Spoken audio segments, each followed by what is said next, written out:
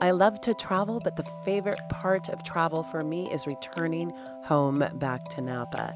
Today we're in downtown Napa and we're at a new wine bar called kom-plin. It's co-founded by Master Sommelier Matt Stamp and his business partner Ryan Stetins. kom-plin is raising the bar on service. They only employ sommeliers. There are also three key components that make this concept a success and a standout. The first is education, wine education. The second is amazing food. The third, world-class wine list and retail. We have 3.5 million tourists a year in Napa. We want to make them comfortable. We want to get them engaged about Napa Valley, but we also want our friends, the local trade, like people who've lived here for 10 or 20 years to feel at home as well. And we kind of mirror that dual purpose with our educational programs. Just a solid primer to wine is so important because you're right. When you go to a tasting room, you get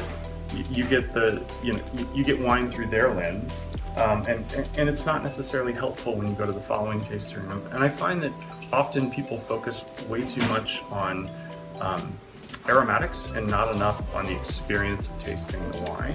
And so for us, we want to focus more on that kind of experience of tasting the wine and less on the sort of subtle aromatics that people just read from a tasting card and expect that you should be able to find and get in the wine. Well, first and foremost, our entire staff, our sommeliers, they've moved from across the country, from around the world, in fact, to come and work for us. They're all highly trained and able to answer any questions on the wine list and guide guests through the experience. The retail section is going to be about 100 to 150 selections on a regular basis. Okay.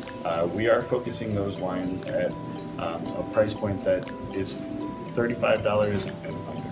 You're going to venture outside your comfort zone just by explaining to me what you like, or to any one of our team.